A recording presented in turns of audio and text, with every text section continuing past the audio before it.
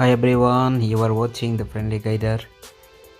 चलिए वीडियो में बताता हूँ कि रशिया और यूक्रेन का ये जो प्रॉब्लम चल रहा है, ये जो वार का स्टार्ट हो गया, तो उसका क्या रीज़न है और यूक्रेन क्या मेन बेसिक चीज़ क्या है और इसका शुरुआत कहाँ से हुआ और क्या होने वाला है और उसका पीछे क्या कहानी है, क्या रीज़न है, बताता हूँ।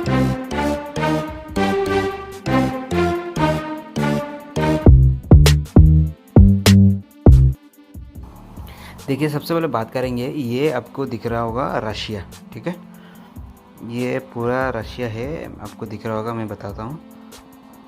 ये रशिया है आपका, ये वाला, ये जो बड़ा प्लेस दिख रहा है आपको, ये पूरा रशिया है। इधर जूम करेंगे ना, ये आपको दिख रहा है मॉस्को, ये रशिया है। ये मॉस्को आपको दिख रहा है, ये रशिया है, सही है। तो इसको रेड कर देता हूँ। ओके, अभी देखिए, अभी दूसरा वाला चीज़ है, अभी जो लड़ाई हो रहा है, प्रॉब्लम हो रहा है, ये यूक्रेन को लेकर हो रहा है। ये है यूक्रेन, सही है। ये यूक्रेन को लेकर हो रहा है, ये है, इधर है यूक्रेन, आपको जो दिख रहा है ये पूरा है यूक्रेन, सही है। अच्छा, इधर यूक्रेन का तो प्रॉब्लम क्या क्या हुआ, 1991 में जब सोवियत यूनियन था, तो ये यूक्रेन सोवियत यूनियन का हिस्सा था और सोवियत यूनियन का अंडर में उस समय बेलारूस, उसके बाद यहाँ पे जो दिख रहा है आपको उज़्बेकिस्तान, कज़ाकिस्तान, उसके बाद अज़रबैजान, जॉर्जिया, उसके बाद तुर्कमेनिस्तान, ये सब जो कंट्रीज़ है, ये पहले सोवियत रशिया का हिस्सा था 1991 से पहले।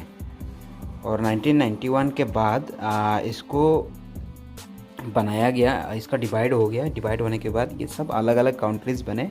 1991 के बाद तकरीबन 15 कंट्री बनने थे। 15 कंट्री से रशिया एक कंट्री है जो सबसे बड़ा एरिया में आता है। और ये जो यूक्रेन है, ये इधर यूरोप का साइड में आ गया।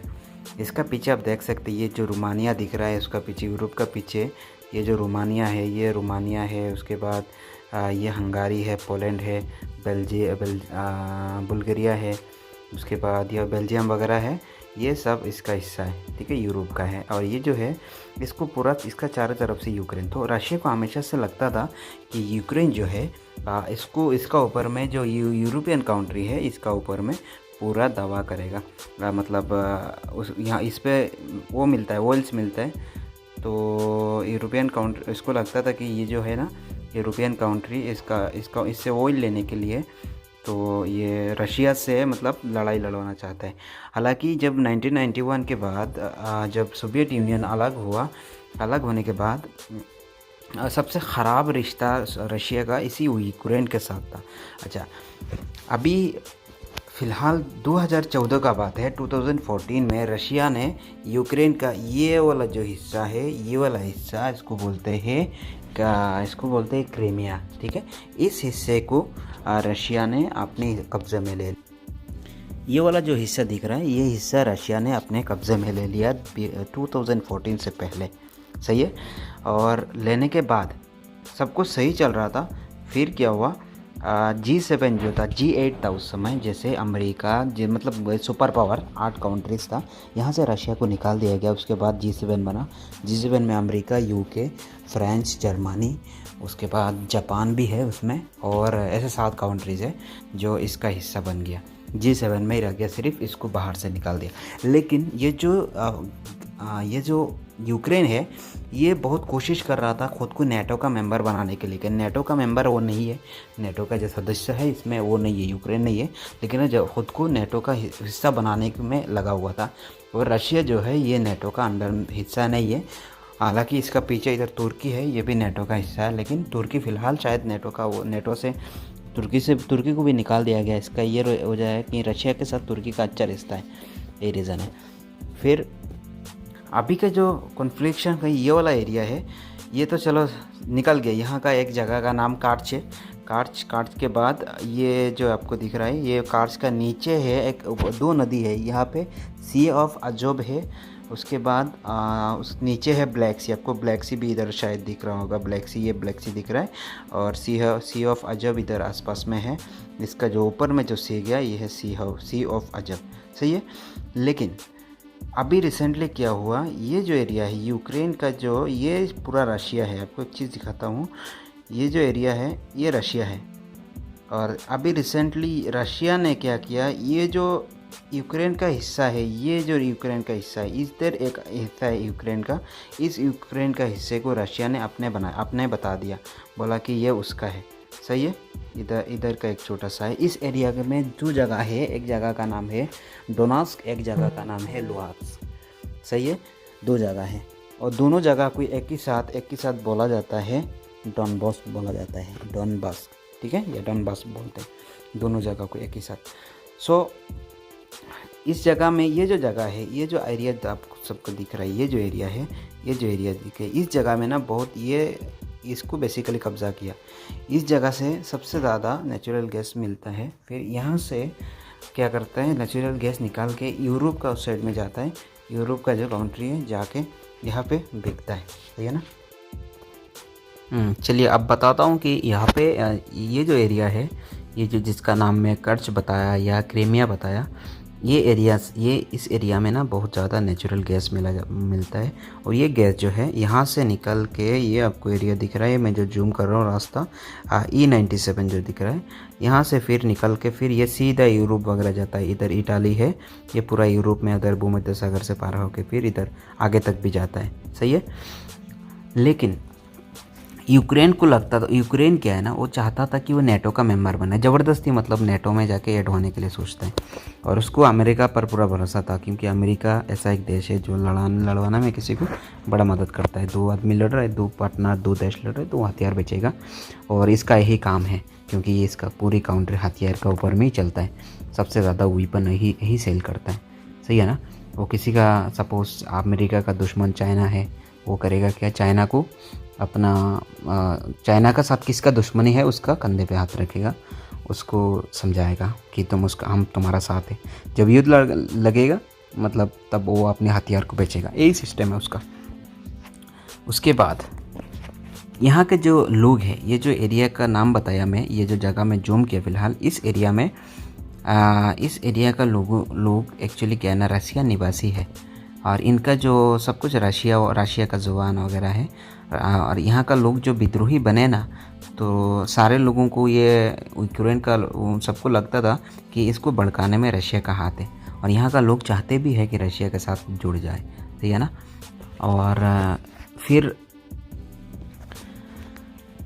ये सब का पीछे एक्चुअली अमेरिका का बहुत बड़ा प्लान है। और ये अभी देखिए, इस कंट्री जो है इसको अभी अकेले छोड़ दिया, पूरी दुनिया ने अकेला ही छोड़ दिया इस कंट्री को। और अभी ये अकेला ही लड़ रहा है। हज़ारों लोग मर चुके हैं। मैंने यहाँ का जो विद्रोही है, ये लोग तकरीबन, ये रशियन सेपरेटिस्ट बोलते हैं, तो ये लोग तकरीबन 4-5 हज़ार लोग मर चुके हैं। उसके बाद आर्मी लोग भी मर चुके हैं काफ़ी सारे, Russian army plus Ukrainian army. सही है ना। रशिया के साथ फ़िलहाल बेलारूस है, बेलारूस का सपोर्ट है रशिया के साथ। और रशिया ने काफ़ी सारा कब्ज़ा किया, सिर्फ एक ही नहीं, ये नहीं है, काफ़ी सारे जगहों पर रशिया ने कब्ज़ा किया। बहुत सारा बड़ा देश है, इसलिए कोई कुछ नहीं कर सकता उसका, इसी टाइप का है। और अभी फ़िलहाल अमेरिका अपने खुद को मतलब दूर अभी बाहर कर दिया इस मैटर से। पूरा बाहर नहीं किया, अमेरिका का हाथ में बहुत सारा पावर है, जैसे कि वो किसी का कंट्री का जो मनी बिल है। और उसके बाद चलिए, ये हो गया, तकरीबन यही रीज़न है क्या हम किस लिए इस वीडियो बना रहा है, क्योंकि काफ़ी सारे लोगों को ये डाउट है कि ये लड़ाई किस लिए हो रहा है और इसका पीछे क्या क्या रीज़न है। उसका पीछे देखिए, बेसिकली रीज़न, हर देश हर कंट्री का अपने अपने कुछ फंडा रहता है, सब कुछ रहता है। और इसी तरह रशिया का भी है।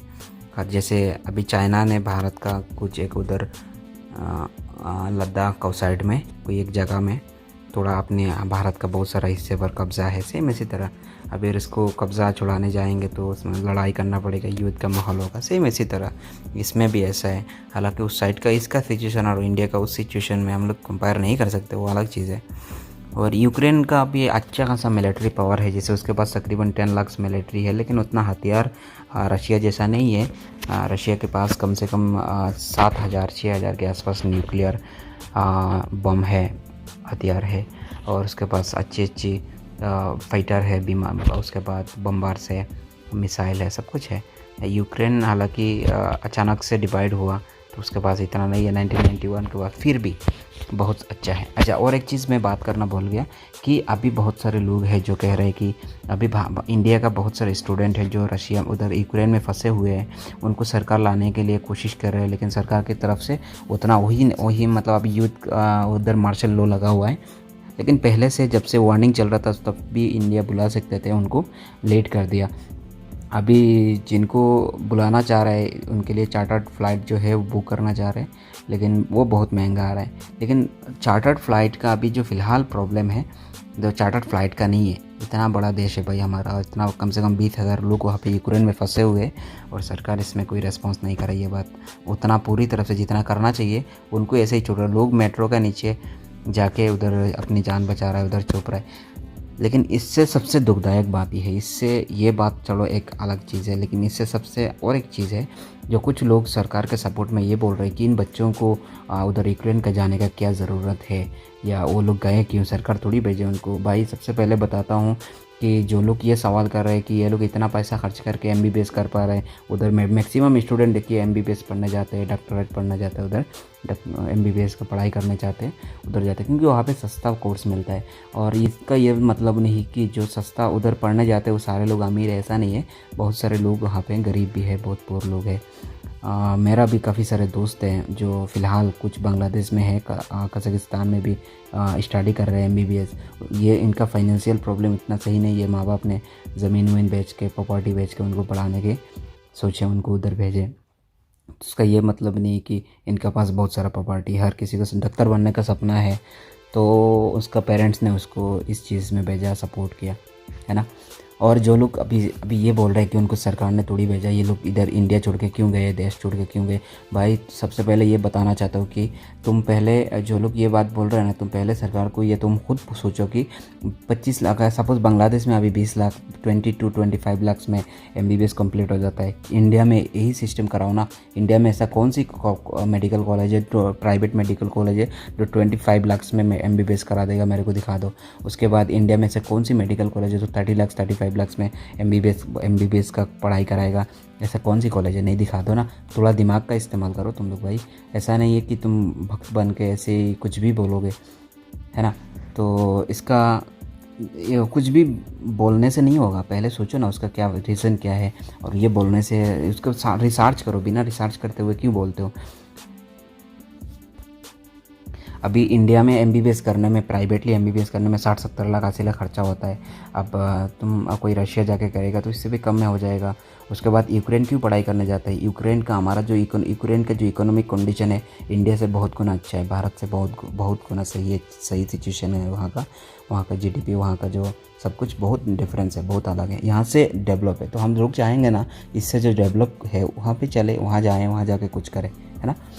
तो इसी तरह वहाँ का स्टूडेंट वहाँ जाके फंस गए, उनको थोड़ी मालूम है कि युद्ध लगने वाला है, लेकिन सरकार निकाल सकता है ना। सरकार चाहे तो स्टैंडर्ड फ्लाइट, क्योंकि रशिया के साथ भी अच्छा रिलेशन है, यूक्रेन के साथ हमारा कोई कॉन्फ्लिक्शन नहीं है, तो हम अपने बच्चों को लेके आ सकते हैं ना, क्या दिक्कत है इसमें। तो इसी को लेकर तो इतना मतलब ज़्यादा दिमाग लगाने का भी ज़रूरत नहीं है। Thank you for watching. Please share and subscribe with your friend. Please share this video with your friends and subscribe this video. Thank you so much. और अगर इसके बारे में और कुछ अपडेट मिलेगा तो मैं आप सबको बताऊंगा इसके बारे में क्या अपडेट मिलने वाला है।